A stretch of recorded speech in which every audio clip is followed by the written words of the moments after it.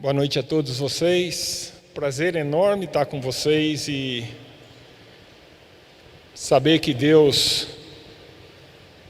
independente de onde cada um de vocês estejam, fala aos nossos corações, e nosso pedido é que Ele fale com você, fale na tua casa, fale conosco e que a gente possa aprender mais dEle. O que eu quero conversar com vocês hoje, nessa noite, é refletir sobre a pergunta: o que Deus quer após o milagre? E nós vamos fazer a leitura de João 5, 1 a 18. É o relato do milagre do paralítico, da cura do paralítico, bastante conhecido por todos nós. Então, você na tua casa aí, vocês que estão aqui, mantenha a tua Bíblia aberta para que a gente possa falar e aprender um pouco mais daquilo que Deus tem a respeito dessa pergunta: o que Deus quer após o milagre? Vamos orar? Senhor Deus, Pai de amor, Tu que és grande, és soberano, tem todas as coisas na Tua mão, nós queremos agora, Senhor, que seja o Senhor quem nos fale, que o Senhor trabalhe os nossos ouvidos, as nossas mentes, os nossos corações para ouvirmos a Tua palavra. Que o Senhor nos fale de forma poderosa e que eu seja usado por Ti para falar unicamente o que é da Tua vontade, para a Tua honra e para a Tua glória, em nome de Jesus. Amém. Vamos ler João 5, de 1 a 18. João nos conta este milagre da seguinte forma: algum tempo depois, Jesus subiu a Jerusalém para uma festa dos judeus. Há em Jerusalém, perto da Porta das Ovelhas, um tanque que em aramaico é chamado Betesda, tendo 5 entradas em volta. Ali costumava ficar grande número de pessoas doentes e inválidas, cegos, mancos, paralíticos, e esperavam um movimento nas águas. De vez em quando descia um anjo do Senhor e agitava as águas. O primeiro que entrasse no tanque, depois de agitadas as águas, era curado de qualquer doença que tivesse. Um dos que estava ali era paralítico, fazia 38 anos. Quando o viu deitado e soube que ele vivia naquele estado durante tanto tempo, Jesus lhe perguntou: você quer ser curado? Disse o paralítico: Senhor, não tenho ninguém que me ajude a entrar no tanque quando as águas é agitada. Enquanto estou tentando entrar, outro chega antes de mim. Então Jesus lhe disse: levante-se, pegue a sua maca e ande. Imediatamente o homem ficou curado, pegou a maca e começou a andar. Isso aconteceu num sábado. E por essa razão os judeus disseram ao homem que havia sido curado: hoje é sábado, não lhe é permitido carregar a maca. Mas ele respondeu: o homem que me curou me disse: pegue a sua maca e ande.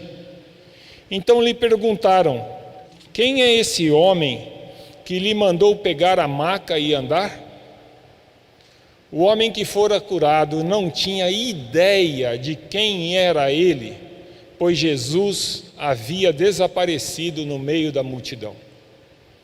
Mais tarde, Jesus o encontrou no templo e disse: olhe, você está curado, não volte a pecar, para que algo pior não lhe aconteça. O homem foi contar aos judeus que fora Jesus quem o tinha curado. Então os judeus passaram a perseguir Jesus, porque ele estava fazendo essas coisas no sábado.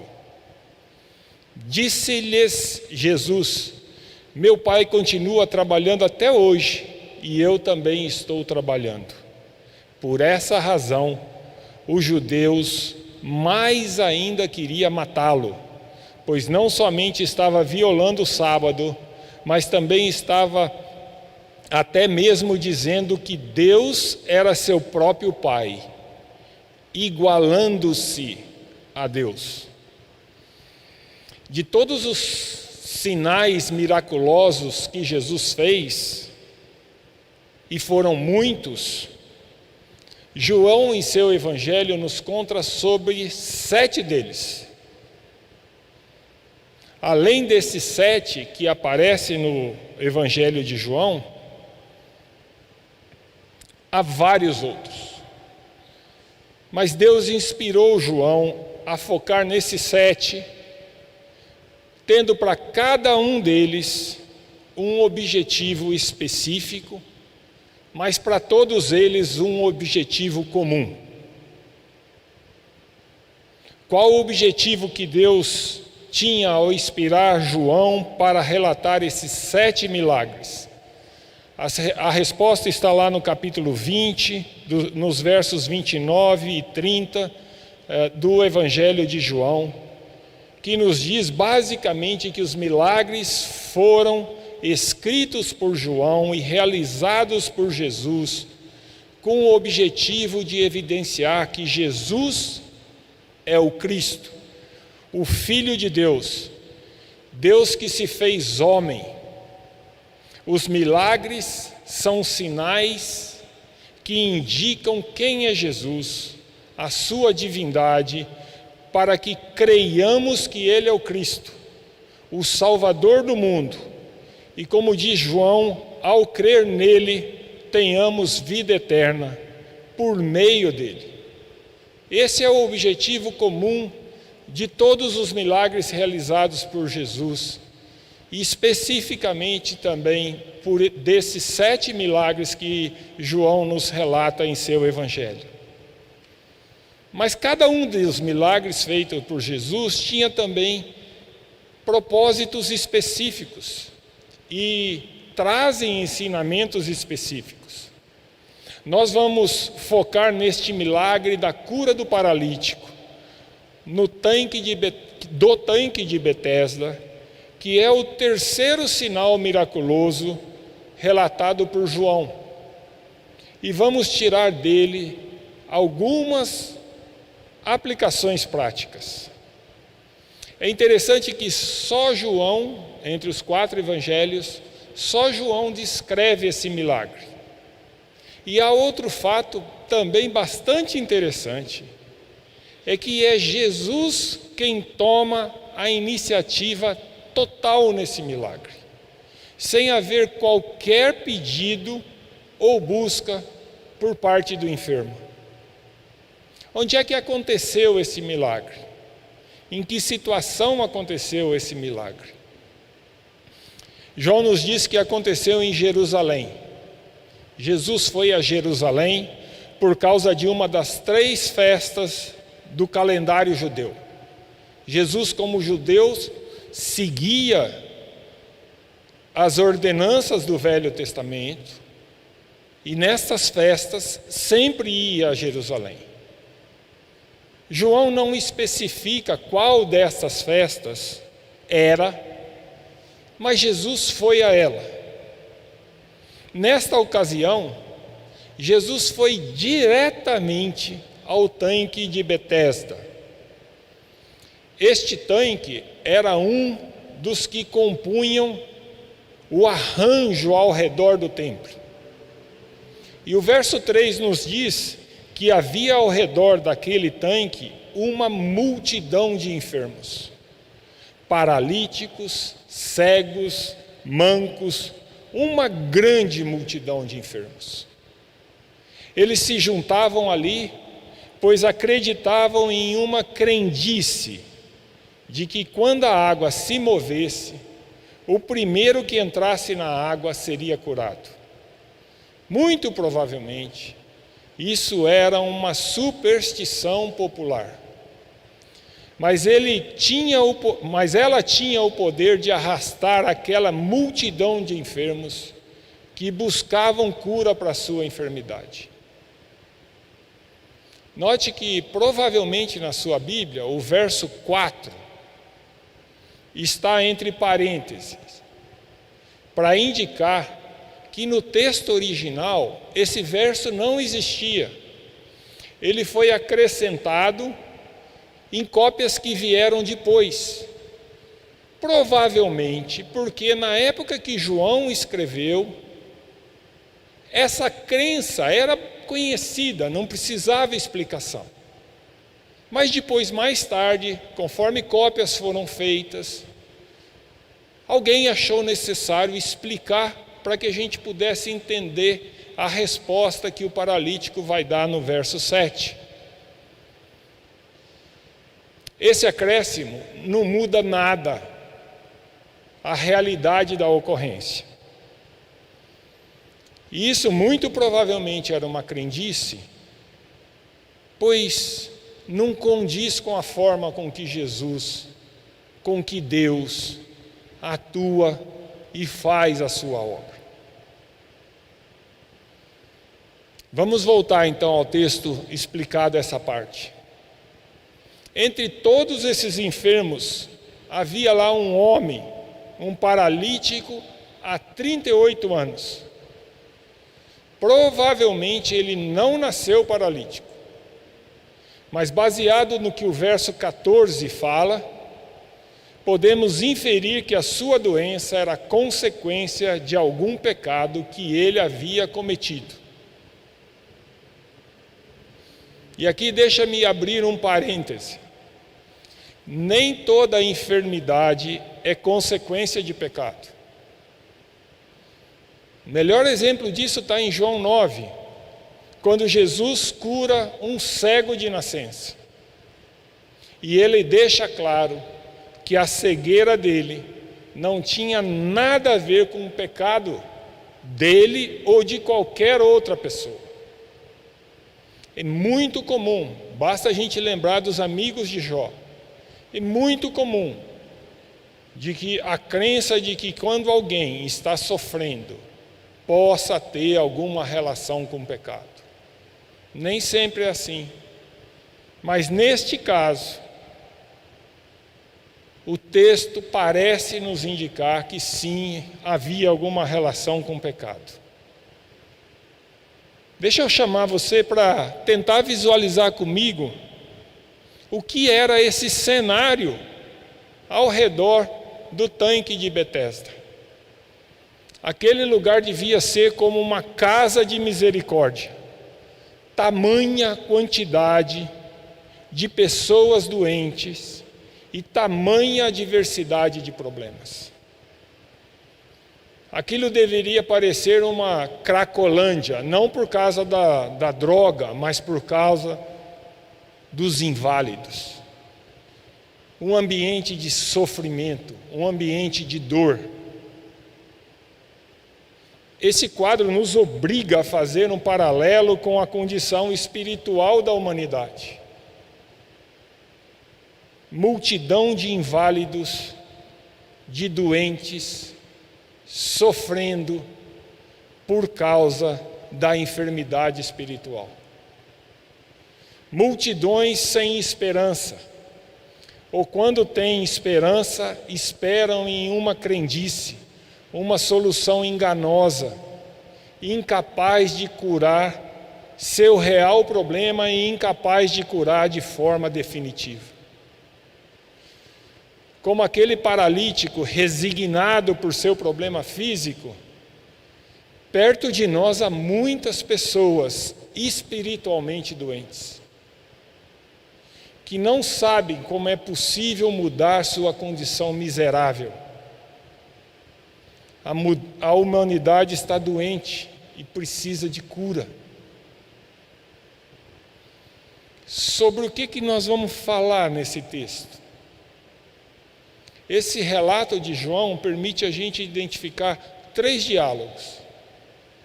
Nós vamos tentar resumir o que ocorreu ali, olhando para esses 3 diálogos, e depois a gente vai tentar tirar algumas aplicações para nós. O primeiro diálogo é a conversa de Jesus com o paralítico. Nós encontramos isso, e vocês podem acompanhar aí, no verso 6 ao verso 9 do capítulo 5 de João. Jesus, diferente do que deveria ser o hábito das pessoas que iam àquela festividade, que muito provavelmente iam direto ao templo, evitando ou fugindo de passar por aquele lugar onde ficava aquela multidão de inválidos. Jesus decide ir diretamente ao tanque de Betesda. E vendo o paralítico, e sabendo que ele estava naquela condição há 38 anos, Jesus também vai diretamente a ele. E sem que ele peça qualquer coisa, Jesus faz uma pergunta muito estranha: você quer ser curado?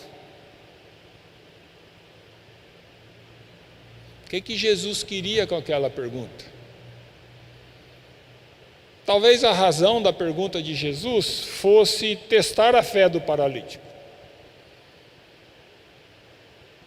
Nós já vimos Jesus fazer isso em outros milagres. O texto não nos permite concluir qual era a real intenção de Jesus com a pergunta.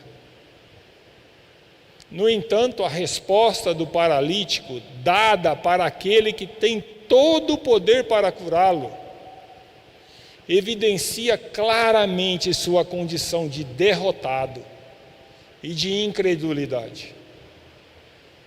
Sua resposta no verso 7 é marcada por três características. A primeira dela é solidão, é evidente, a gente vê isso claramente. Ele diz a Jesus: não tenho ninguém. Ele é incapaz e está abandonado, é solitário. A segunda característica que aparece deste rapaz, deste homem, é que ele é sem esperança. Ele responde para Jesus que não adianta. Quando eu estou tentando entrar, outro chega antes de mim. Não adianta, eu não consigo chegar primeiro. Derrotado e resignado. E é surpreendente que, apesar de pensar assim, ele ia continuamente para aquele lugar onde os inválidos se reúnem atrás da cura. Terceira característica é que ele queixa-se dos outros. Os outros não respeitam, passam na frente, como que se dissesse: eles não respeitam e correm na minha frente. A culpa é deles, que não permitem que eu entre primeiro. Especialmente para quem está sofrendo as consequências de um erro, é muito comum vê-lo culpar aos outros por sua condição de sofrimento e dor. O paralítico aqui representa a humanidade em um paralelo da perspectiva espiritual, sofrendo por sua doença, condenada por seu pecado, vive a lamentar sua condição, busca a solução de forma errada, passa a vida buscando caminhos que são incapazes de trazer a cura. E diante dela, diante da multidão, diante da humanidade, está quem verdadeiramente pode curá-la. Este lhes oferece cura, e as pessoas não percebem quem é que está oferecendo a cura. Seguindo um pouco mais no verso 8, apesar do paralítico não ter mostrado nenhuma fé, não ter pedido a cura, e nem sequer saber quem está falando com ele, de modo misterioso, ou misericordioso e poderoso, Jesus ordena a ele: levante, pegue a sua maca e ande. E no verso 9 diz que imediatamente o homem ficou curado, pegou a maca e começou a andar. Jesus curou de forma imediata, Jesus ordenou e o paralítico imediatamente sentiu força em seus músculos e pôs-se em pé, enrolou sua esteira, colocou sobre o ombro e começou a andar. Junto com a palavra de Jesus, vai o poder para obedecê-la. Jesus cura de forma imediata, Jesus cura de forma completa, Jesus elimina a enfermidade. Isso mostra o poder do nosso Senhor. Isso foi um sinal que indicou que Jesus vai fazer de forma completa no fim dos tempos. Ele vai acabar definitivamente com toda forma de dor, de doença, de tristeza, de sofrimento. Assim como Jesus falou ao paralítico e imediatamente foi curado, assim também pela palavra de Jesus, todos nós os salvos, na volta de Jesus, seremos curados de todos os problemas, de todas as nossas dores, para sempre. Antes de passarmos para o segundo milagre, dá uma notada aí no verso 9. João chama a nossa atenção para um detalhe muito importante. Isso aconteceu no sábado. Jesus curou o paralítico no sábado. Segundo o diálogo, os judeus conversam com o homem curado. E nessa conversa, que está aí no texto dos versos 10 ao 13, é impressionante que os judeus não queriam falar sobre a cura. A pergunta dos judeus é: por que você está cometendo o erro de carregar alguma coisa hoje no dia do sábado? Eles queriam saber qual a razão por que o homem estava desrespeitando uma ordenança da religiosidade judaica. Para os judeus legalistas não importava a cura. Eles queriam saber por que o homem estava desobedecendo a lei. Este é um mal do legalismo, da religiosidade. Há uma perda total da sensibilidade, e do que é mais significativo torna-se secundário, diante da obrigação de cumprir as suas normas. Notem a pergunta do verso 12. Eles queriam saber quem mandou ele carregar a maca. E essa pergunta veio com uma resposta, com um cheiro de desculpa dada pelo paralítico. De que a ordem quem deu foi o homem que o curou. Então, se eles querem saber alguma coisa, vai perguntar para quem o curou. Não é ele que tem que responder. É mais impressionante ainda que, diante da pergunta dos judeus sobre quem lhe havia dado a ordem, o homem curado não era capaz de apontar quem o curou, pois ele sequer sabia quem fora. Ele foi curado e não sabia quem o curou. Falou com Jesus e não sabia quem era Jesus. Nem sequer disse obrigado. Jesus volta a conversar com o homem curado no templo, no verso 14. Jesus encontra o paralítico, ou o ex-paralítico, no templo. Agora ele estava curado, ele podia entrar no templo. Como um paralítico, ele era proibido de entrar no templo, ele era considerado impuro. Agora ele vai ao templo. Nós não sabemos se ele foi agradecer a Deus, se ele foi mostrar o que tinha acontecido, qual a razão que ele foi lá. Mas Jesus foi lá encontrar com ele. Jesus não trombou com ele por acaso. muito provavelmente Jesus foi atrás dele, pois no verso 14 fala que Jesus o encontrou. Jesus tinha um recado importante para ele. E quando Jesus encontra ele, Jesus fala: você foi curado. Deus lhe deu um novo começo. Portanto, não peques mais. Isso foi uma advertência particular e específica. Não faça mais como você fez, para que não lhe aconteça coisa pior.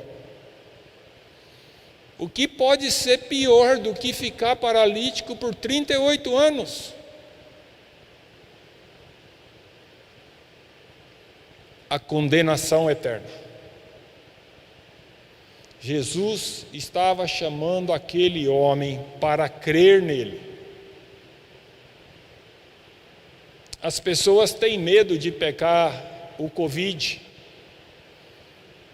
sofrer um acidente sério que deixa inválido, perder um ente querido, viver sofrendo por longo tempo. Como disse o Dionísio na última mensagem, nós tememos o de repente, que de surpresa tira o chão dos nossos pés. Mas Jesus, usando o caso daquele paralítico, disse a ele e está dizendo a nós que existe coisa pior. A coisa pior é a condenação eterna, o sofrimento eterno, ser excluído da eternidade com Jesus. Dá uma olhada aí agora no verso 15. O homem não deu importância à advertência de Jesus. Provavelmente preferiu estar do lado dos judeus religiosos e entregar Jesus. Não pense que ele correu contar aos judeus porque ele queria dar honra a Jesus. Ele foi dedurar Jesus. O verso 16 fala que os judeus passaram a perseguir Jesus porque ele fazia estas coisas no sábado.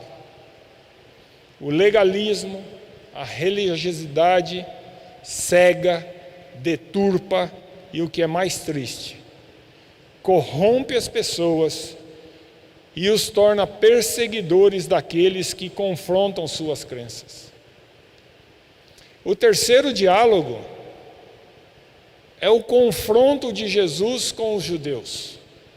No verso 17, Jesus diz que Deus continua trabalhando até hoje, e que ele, Jesus, da mesma forma continua trabalhando.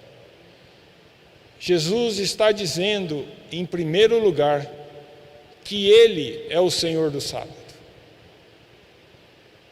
Os judeus entenderam claramente o que Jesus estava dizendo. Ele estava dizendo que ele era igual a Deus. E o verso 18 diz que agora os judeus foram além da perseguição. Eles tornaram público o desejo de matar Jesus. Vejam o que legalismo faz. De perseguidores, agora eles assumem a posição de assassinos. Feito o resumo dessa passagem, vamos agora falar e nos concentrar em o que ela nos ensina. E eu tirei aqui 4 pontos e pretendo concluir com 2 aplicações práticas. Os 4 pontos, bem rapidinho. Primeiro ponto, esse milagre nos ensina que, às vezes, a iniciativa é completamente de Deus. Sempre o milagre é de Deus. Mas nesse caso aqui, a iniciativa foi completa de Jesus.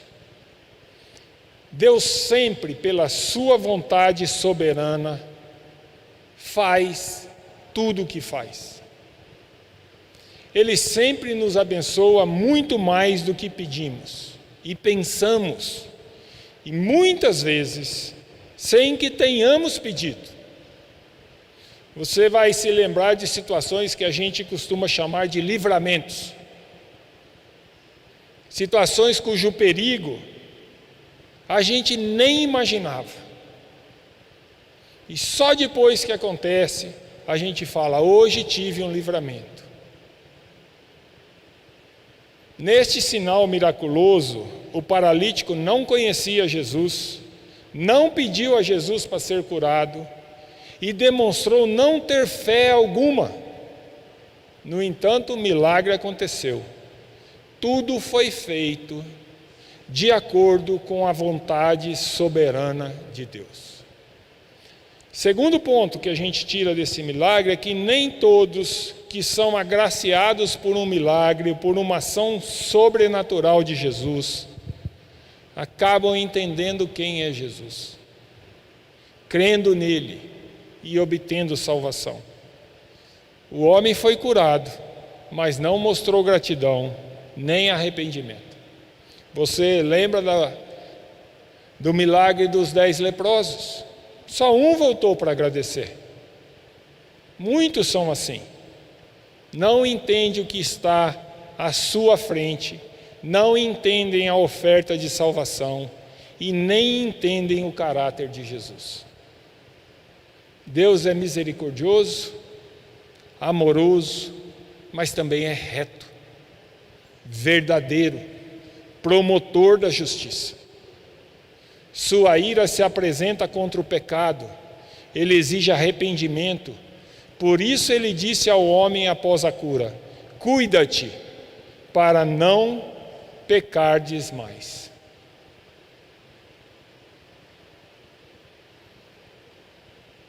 Terceiro ponto é que os milagres, sem exceção, são manifestações da graça, da misericórdia de Deus para com os homens. Nós somos curados pela misericórdia de Jesus com a nossa situação. Somos curados por meio da graça de Deus. E o quarto ponto que eu ia falar é que os sinais miraculosos de Jesus apontam para Jesus como Messias e Salvador. Foi isso que Jesus quis com esse milagre. A cura do paralítico no sábado, conforme vemos na continuidade da conversa de Jesus com os judeus, descrita dos versos 17 do capítulo 5 em diante, nos mostra que Jesus é maior que a lei, maior que o sábado, maior que Moisés. Jesus é Deus. E é isso que Jesus queria mostrar aos fariseus, aos judeus, com aquele milagre. Concluindo, o que essa passagem traz para nós? O que Deus quer de nós? O primeiro é quase uma repetição do que eu já falei. Este milagre e todos os outros têm o mesmo propósito primário para conosco. Quer que creiamos que Jesus é Deus e não há nenhum outro. Se você está à procura de um milagre na sua vida, lembre-se que o maior milagre, o maior presente que Cristo lhe dá é a cura do pecado e a vida eterna. E Ele hoje está oferecendo a você isso.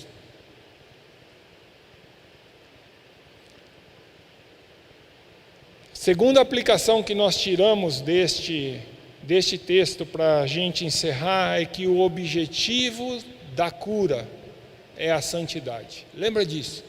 O objetivo da cura é a santidade. No texto há duas ordens que Jesus dá ao paralítico. Uma é a ordem de cura. Levante, pegue a sua maca e ande. A outra é a ordem da santidade. não volte a pecar. Você já foi curado? Não continue a pecar mais. Mude de vida. Jesus quer que sejamos perfeitos, íntegros, santos como nosso Pai do céu é santo. Foi para isso que Ele te curou, da paralisia do pecado. A cura do paralítico nos ensina também que neste processo de mudança de vida, é Jesus quem proverá o meio e a força para que aconteça a mudança de vida. O mesmo Jesus que disse, não peque mais, é o mesmo Jesus que diz, toma o seu leito e anda, e imediatamente dá força, poder, capacidade ao paralítico para que a sua ordem seja cumprida. É Jesus quem nos dá força, quem nos capacita para a mudança de vida.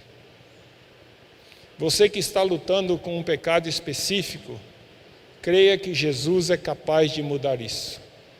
Não é você. Você precisa se sujeitar a Jesus, se disponibilizar a obedecê-lo. Você que foi curado por Jesus, lembre-se que Ele quer que o caráter dele se reflita no seu modo de vida. Essa mudança de vida não acontecerá pelo seu esforço. É Jesus quem vai fazer a transformação. Apenas submeta-se a Ele. O que Deus espera depois do milagre é a santidade. Que Ele faça isso acontecer na nossa vida. Paizinho de amor, ajuda-nos a entender que há algo muito mais valioso depois do milagre, depois da cura, depois da justificação, depois da liberdade da escravidão do pecado. O que o Senhor quer da nossa vida é santidade, vida de integridade com Jesus. Faça isso acontecer em nós, para a tua honra e para a tua glória. Amém. Nós estamos vivendo um momento muito atípico. Eu tenho muitas vezes medo de que a gente se acostume com tudo isso que está acontecendo. Eu não quero nesse momento a gente ficar levantando porquês. Da onde veio o vírus, qual a culpa, se é dos governantes ou não, não é isso. Paulo nos falou que existe alguém superior, alguém que é Deus. E nos dói o coração sabermos que tem muitos irmãos hoje que estão no leito do hospital. Aquela catástrofe que está atingindo o Amazonas, aquilo que tem cercado o nosso povo, toda a humanidade. Por isso nós conclamamos a igreja do Senhor Jesus a orar. Nós vamos fazer uso da medicina, tenho certeza disso. Nós não desconfiamos da ciência, não. Mas nós temos que declarar que mais do que a ciência, mais do que a medicina, mais do que medicamentos, existe um Deus sobre a nossa vida. E é interessante que eu lembro de uma oração de Paulo, em Efésios capítulo 3, ele inicia dizendo que ele é escravo de Cristo, por causa de prisioneiro do Senhor, e logo depois ele justifica com uma oração linda, dizendo assim: por essa causa eu me ponho de joelho diante do Pai. Ele está explicando qual a razão da proclamação do Evangelho, mas ele continua dizendo assim, por essa causa me ponho de joelho diante do Pai, de quem toma o nome toda a família, tanto no céu como sobre a terra, para que segundo a riqueza da sua glória vos conceda que sejais fortalecidos com poder, mediante o seu Espírito no homem interior, e assim habite Cristo no vosso coração, pela fé, estando vós arraigados e alicerçados em amor, a fim de poderdes compreender com todos os santos qual é a largura e o comprimento e a altura e a profundidade, e conhecer o amor de Cristo, que excede todo entendimento, para que sejais tomados de toda a plenitude de Deus. Ora, aquele que é poderoso para fazer infinitamente mais do que tudo quanto pedimos ou pensamos, conforme o seu poder que opera em nós, a Ele seja a glória, na igreja em Cristo Jesus, por todas as gerações, para todos sempre. Amém. Paulo exalta o senhorio de Cristo sobre nossas vidas. Mas eu quero pegar essa expressão, por essa causa me ponho de joelhos, e nós fizemos um relógio de oração. E eu estou clamando você na tua casa, você que me assiste pela internet, Facebook, YouTube, para que você faça um compromisso com o Senhor, de você dedicar momentos de oração para que o Senhor olhe ao seu povo e traga cura. Quantas e quantas pessoas hoje estão acamadas? Nós temos pessoas aqui da nossa comunidade que hoje estão hospitalizados, amigos queridos, vítimas do Covid, pessoas que estão enfrentando enfermidade. Por isso eu quero te convidar agora a tomar a posição que você quiser. Eu vou me ajoelhar e vou orar ao Senhor nesse momento. Senhor, Pai, o Senhor faz infinitamente mais do que possamos imaginar, Senhor. O teu povo tem se socorrido de medicamentos, tem se socorrido, Pai querido, Pai amado, da ciência, da medicina. Mas existe um Deus sobre nossa vida, e diagnóstico final é aquele que é dado por Jesus. Então eu quero te clamar, Senhor, estenda a tua mão de poder sobre as vidas dos teus filhos. Alcança, Pai querido, Pai amado, aqueles leitos lá na Amazonas, Senhor. Alcança, Pai querido, Pai amado, cada leito de UTI, Senhor meu Pai, cada leito de hospital, Senhor. Seja, Senhor meu Pai, pessoas vítimas de Covid ou não, Senhor meu Pai, mas que a tua mão de poder, Senhor, traga cura, Senhor meu Pai. E junto com essa cura, essa revelação maravilhosa que Paulo proclamou, do teu senhorio. Qual o teu tamanho, qual a largura, qual a profundidade do Senhor, porque o Senhor é Senhor, e a ti toda a honra, toda a glória, todo o louvor. Faz isso, Senhor meu Pai, não só porque pedimos em nosso nome, nós não nos atreveríamos a fazer isso, Senhor, mas faz isso para a alegria do nosso coração, e porque agora nós oramos em nome de Jesus. Amém? Amém. Então eu te convido para que você esteja junto conosco nessa campanha durante a semana toda, tá? Outra coisa, já finalizando o nosso culto, a mesa está posta. Eu sei que você se preparou aí na tua casa. Atípico, parece que eu fico imaginando as pessoas aqui dentro do templo, hoje só operadores de som, só os músicos. E o Senhor nos transmitiu algo maravilhoso. E através de Paulo, Paulo diz assim, lá em 1 Coríntios capítulo 11, que aquilo que ele tinha recebido de Deus, de Jesus, ele passaria para nós. De uma forma clara, ele diz assim, que o Senhor Jesus, na noite em que foi traído, ele tomou o pão, deu graças e o partiu e disse: este é o meu corpo, que é dado por vós. Fazei isto em memória de mim.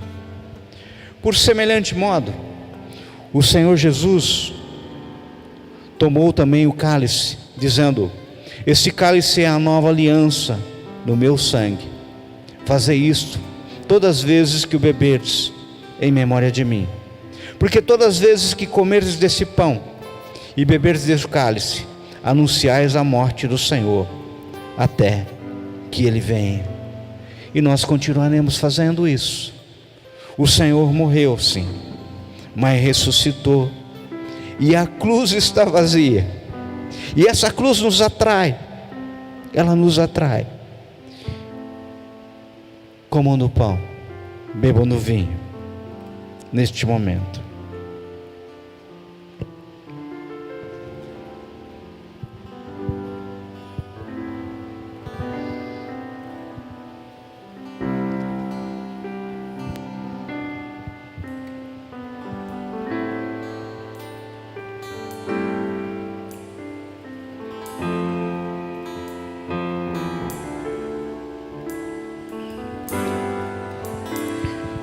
Obrigado, Senhor. Obrigado, Pai querido, Pai amado, porque quando nós celebramos, Senhor, meu Pai, a ceia, nós anunciamos o Teu senhorio sobre nossas vidas. E proclamamos, Pai querido, Pai amado, de uma forma bem clara, que o Senhor morreu por nossos pecados, mas pelo Seu corpo, Teu sangue, o sangue da aliança, nós fomos perdoados. E que o Senhor vive e virá resgatar a sua igreja. Por isso, Senhor meu Pai, nós queremos terminar esse culto. Proclamamos as bênçãos do Senhor sobre a vida de todos. Que a graça do nosso Senhor Jesus Cristo, o imenso amor de Deus e a consolação do Espírito Santo esteja com todo Israel de Deus, espalhado na face da terra, hoje e todo sempre. E terminando cantando como uma oração, que naquela cruz, o Senhor completou a obra, o Senhor fez tudo.